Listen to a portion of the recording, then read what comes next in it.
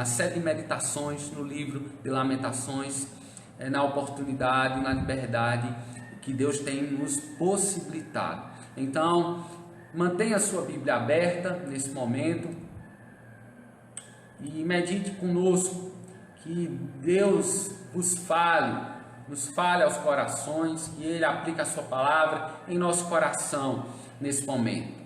Então, essa mensagem estará disponível no nosso canal via YouTube. Aqueles amados irmãos que ainda não se inscreveram, não ativaram o sininho de notificações, que vocês façam, se inscrevam, contribuam conosco, ajude-nos em nome de Jesus. Então, o livro de Lamentações, capítulo 5, dos versículos 1 a 22. Esta é a série de meditações no livro de Lamentações. Nós estaremos encerrando nesta noite. Antes de nós adentrarmos a leitura propriamente dito, estarei colocando na descrição dessa live o texto, para que os amados também possam estar acompanhando conosco, fazendo a leitura do texto sagrado. Essa é a quinta e última poesia, O Lamento. É diferente das outras poesias, ou lamentos. Então, em uma série de detalhes, esse é um exemplo de lamento em comunidade, como encontramos nos Salmos 44, 60, 74, 80 e 83. O capítulo 5 apresenta uma mudança dos demais capítulos, pois nesse capítulo inclui a esperança do indivíduo transferida para a comunidade no geral, Sião, Jerusalém. Ou seja, segundo F.F. Bruce, ele diz em seu comentário bíblico, em certo sentido, Sião já não está sozinha, mas é o nós do capítulo 5, devastada sem dúvida, mas já não desprovida da esperança. Então, estaremos meditando nesse momento, estamos meditando de fato naquilo que Sião tanto anseiou, tanto anelou e desejou: ter esperança em tempos de calamidade, em tempos de destruição, em tempos de devastação. Sião, agora, o poeta que escreve essa poesia, ela reflete acerca de um povo que, orando, louvando ao Senhor em comunidade, esperava ardentemente por dias melhores. Diante disso, vamos pensar nessa noite no seguinte tema. Dito isso, estaremos declarando que há esperança de restauração frente à adversidade. Quero repetir novamente: há esperança de restauração frente à adversidade, frente a momentos incômodos ou que trazem sofrimento para as nossas vidas. Então, de que maneira o poeta roga ao Senhor Deus por restauração? Segundo a tradição, o autor do livro Lamentações era Jeremias.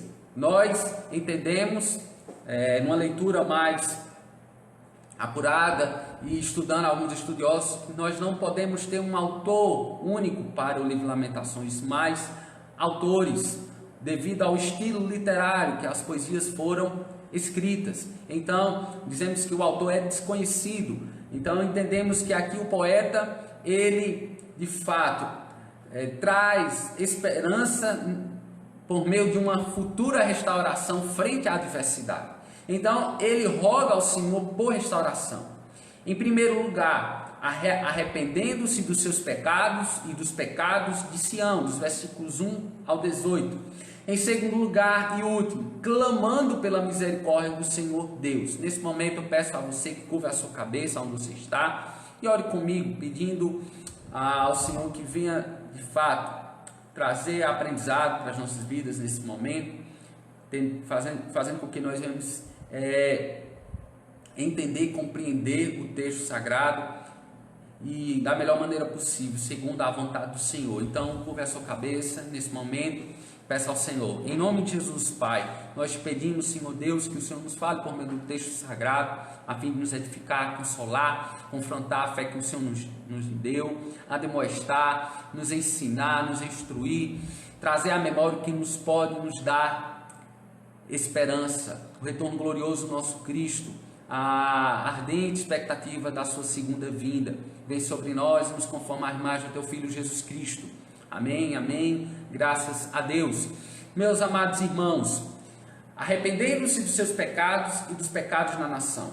Então o poeta, ele, meditando nesse texto, nós entendemos que o poeta deste livro, desta poesia especificadamente, aqui entendemos e temos meditado que há um contexto aqui, o contexto a qual nós estamos meditando é um contexto de queda do povo frente ao pecado, bem como o Senhor irado e disciplinando o seu povo, o povo buscando consolação no Senhor Deus, porque Ele é o próprio consolo, o Deus da consolação em tempos de adversidade. Quem tinha sido Sião? A cidade que tinha o coração do Senhor Deus, a antiga glória da nação que é contrastada fortemente com a sua miséria presente, os profetas castigados por terem enganado o povo. Então esse é o contexto a qual nós meditamos nos primeiros 4 capítulos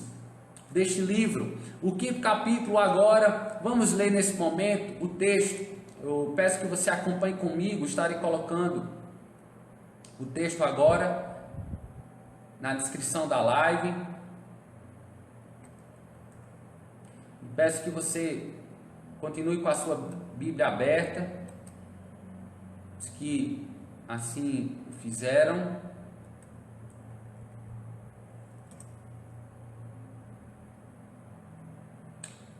E nesse momento leia o texto comigo, acompanha aí.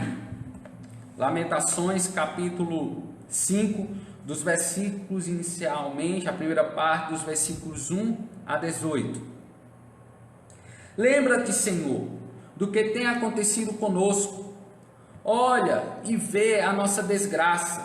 Nossa herança foi entregue aos estranhos, nossas casas aos estrangeiros. Somos órfãos de pai, nossas mães são como viúvas. Temos que comprar a água que bebemos. Nossa lenha só conseguimos pagando. Aqueles que nos perseguem estão bem próximos. Estamos exaustos e não temos como descansar, submetendo-nos ao Egito e à Síria para conseguir pão. Nossos pais pecaram e já não existem, e nós recebemos o castigo pelos seus pecados. Escravos dominam sobre nós, e não há quem possa livrar-nos das suas mãos. Conseguimos pão arriscando a vida, enfrentando a espada do deserto. Nossa pele está quente como um forno, febril de tanta fome. As mulheres têm sido violentadas em Sião e as virgens nas cidades de Judá. Os líderes foram pendurados por suas mãos. Aos idosos não se mostram nenhum respeito. Os jovens trabalham nos moinhos. Os meninos cambaleiam sob o fardo de lenha. Os líderes já não se reúnem junto às portas da cidade. Os jovens cessaram a sua música. Dos nossos corações fugiu a alegria, nossas danças se transformaram em lamentos, a coroa caiu de nossa cabeça. Ai de nós, porque temos pecado, e por esse motivo nosso coração desfalece, e os nossos olhos perdem o brilho.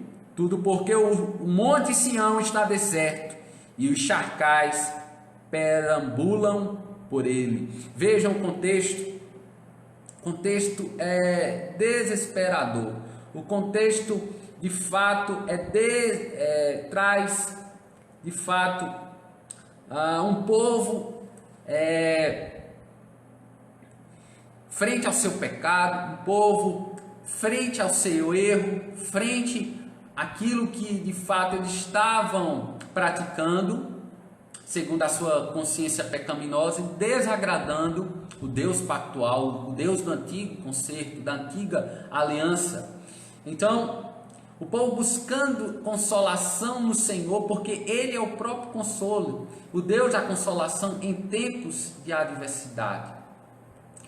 Vimos aqui, esses primeiros 18 versículos, o contexto desse livro parece muito com o contexto, não é verdade, que a igreja de hoje e o mundo tem vivido, não é verdade?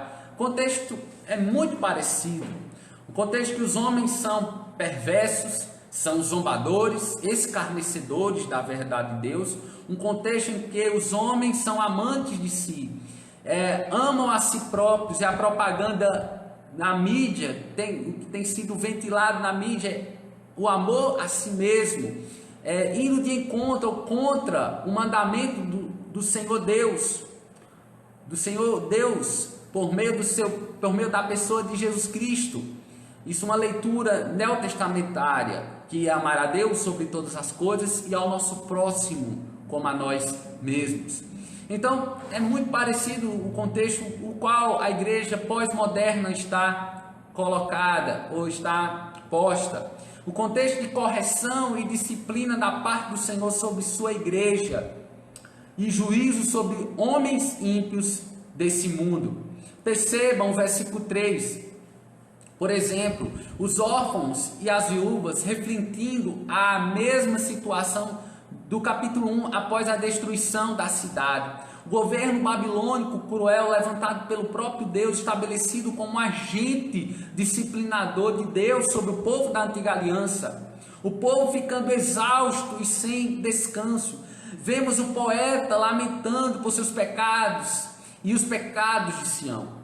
A comunidade passando a valorizar o significado profundo do seu pecado, por causa de suas consequências, dizendo eles: ai de nós, porque temos pecado. Então esse é o contexto, um povo que estava de frente ao seu pecado, em contrição, em arrependimento, e o poeta aqui, o escritor, este autor, ele faz com que o povo, por meio desta oração, pedindo ao Senhor clemência, pedindo ao Senhor perdão pelos seus pecados e pelo pecado da nação. O versículo 18 conclui o texto que lemos dizendo: até o monte Sião estava deserto. Então o versículo 18 nos faz refletir: o monte Sião, Jerusalém, ela estava desolada, ela estava devastada pela dor, pelas perdas, pela miséria espiritual, miséria econômica, miséria de fato em todas as áreas de sua vida social, econômica. Então tudo que Sião mais valorizava estava perdido. Aqui vemos um contexto perdido, um contexto que Sião tinha perdido tudo. Porém, o pedido de socorro por meio do poeta, pedindo perdão pela nação inteira, sobretudo intercedendo pelo povo. Irmãos, o apóstolo João, na sua primeira epístola, 1 de João, capítulo 1, versículo 9, diz assim: se confessarmos os nossos pecados, Ele é fiel e justo para perdoar os nossos pecados e nos purificar de toda injustiça. É verdade, o texto traz de fato uma verdade, que de fato acolheu, amparou o povo da antiga aliança e ampara, e de fato traz um consolo para nós. De fato, quando nós nos apegamos à pessoa de Jesus Cristo, Ele perdoa os nossos pecados. Quando nós o recebemos, quando nós cremos nele, de fato Ele nos perdoa os pecados, nos purifica de toda injustiça e nos cobre com a sua justiça perfeita. Como no passado o povo do Senhor precisou se arrepender, hoje a igreja de Cristo precisa clamar por clemência a Deus, pelo perdão de seus próprios pecados e do mundo inteiro.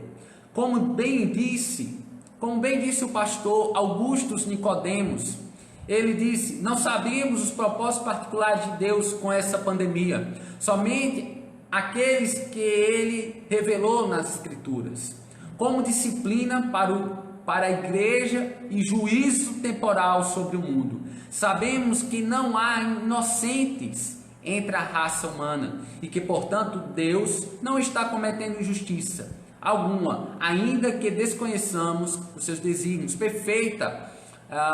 Esse pensamento do pastor Augusto Nicodemos está certíssimo, o que ele diz, porque não há um justo sequer, e todos, como o apóstolo Paulo bem disse na Epístola aos Romanos, são tidos como indesculpáveis.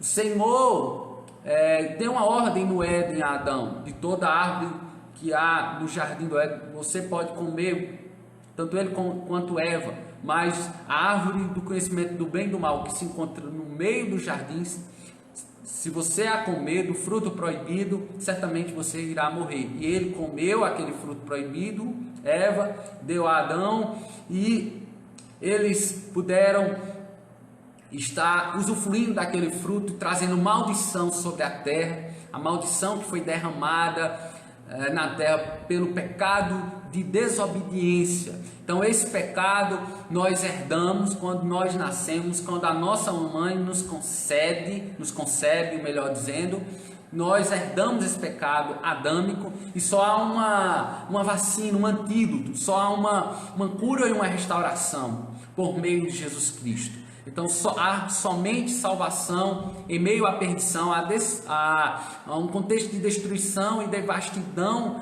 pecaminosa. Só há um antídoto para isso: o sangue de Jesus Cristo, que nos purifica de todo o pecado, porque sem derramamento de sangue não há remissão, e foi por meio do seu sacrifício na cruz do Calvário, Jesus Cristo, tão grande e doce redenção, salvação que nós obtivemos no nosso Jesus.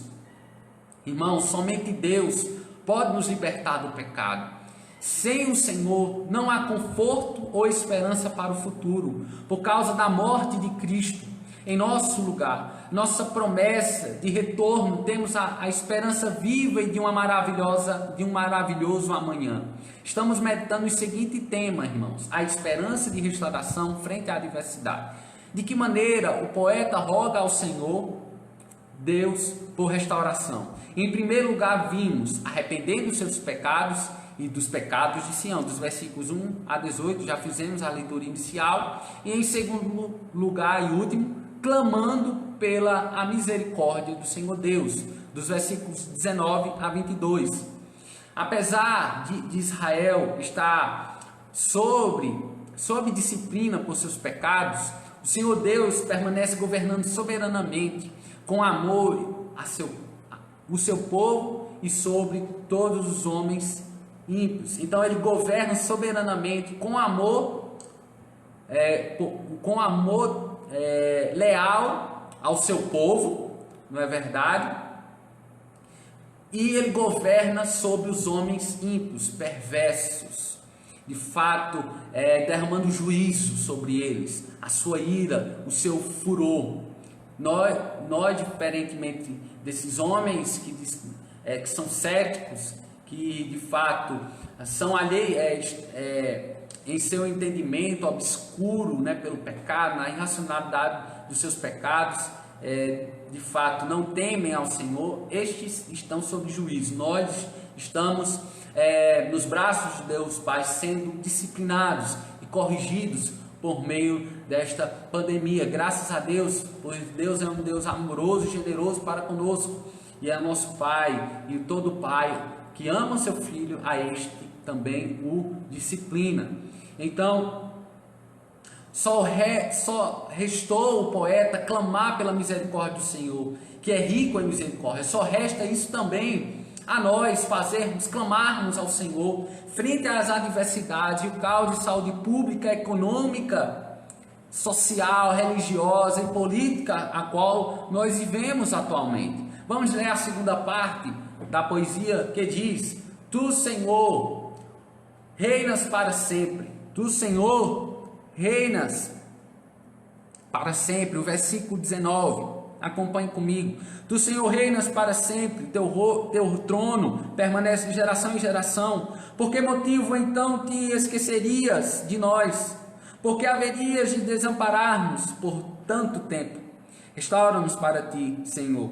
para que voltemos, renova os nossos dias, como os de antigamente, a não ser que já nos tenhas rejeitado completamente e a tua ira contra nós não tenha limites. Irmãos, em tempos de aflição, o crente verdadeiro deve voltar-se para Deus em oração. Aqui não sabemos ao certo quem é o autor. A tradição vai dizer que é o profeta Jeremias. Então ele rogou por misericórdia a favor do seu povo. No fim de sua oração, perguntou se Deus havia rejeitado totalmente o seu povo por causa de sua grande ira. Mas Deus não ficaria irado para sempre, pois segundo o profeta Miqueias, no capítulo 7 do profeta Miqueias, versículo 18, diz assim: o Senhor não retém a sua ira para sempre, porque tem prazer na benignidade. Segundo F.F. Bruce, no seu comentário bíblico, NVI, ele diz: assim como Israel experimentou o poder restaurador de Yahvé antigamente, o povo pôde ainda orar com esperança. Restaura-nos, vejam só a oração do povo: restaura-nos para ti, Senhor. Versículo 21. Essa deve ser a nossa oração em tempos de pandemia também, colocando nossa confiança inteiramente em Deus, que decretou e executou o Covid-19 e há de pôr um ponto final nessa história, segundo a sua boa, perfeita e agradável vontade. Assim cremos. Segundo ainda o pastor Augusto Nicodemos, o Senhor Jesus disse que Deus haveria de abreviar os dias da grande tribulação, para que os seus eleitos não sofressem mais do que poderiam suportar. Marcos capítulo 13, versículo 20. Daí concluímos que é legítimo, segundo ele, orar para que Deus abrevie os dias dessa pandemia, que Ele cure os infectados e que alivie os inevitáveis efeitos econômicos. Possamos clamar, não pare de clamar, não pare de suplicar, para que Deus intervenha, para que Deus haja, para que Deus coloque um ponto final no Covid-19, para que pessoas de fato sejam socorridas pela graça de Deus, pela misericórdia de Deus, possam de fato serem achadas pela graça de Deus, sejam salvas, homens e mulheres tementes a Deus, preguem o Evangelho, anunciem e proclamem a estes sejam salvos pela graça bendita do nosso Deus. Agora, só a título de consideração final, estaremos encerrando nesse momento esta meditação, mas só a título de considerações finais, a Bíblia de estudo e aplicação pessoal vai dizer: o livro de Lamentações nos mostra o quadro do amargo sofrimento experimentado pelos habitantes de Jerusalém, que ao abraçarem o pecado foram rejeitados por Deus. Todos os objetivos materiais pelos quais os judeus tinham vivido se perderam, mas apesar de Deus ter se voltado contra eles por causa dos seus pecados que praticaram, não os abandonou completamente. Esta era a grande esperança daquele povo e é a nossa esperança também. Apesar de Israel ter um passado pecaminoso, a nação seria restaurada por Deus ao voltar-se para Ele. Somente no Senhor há esperança.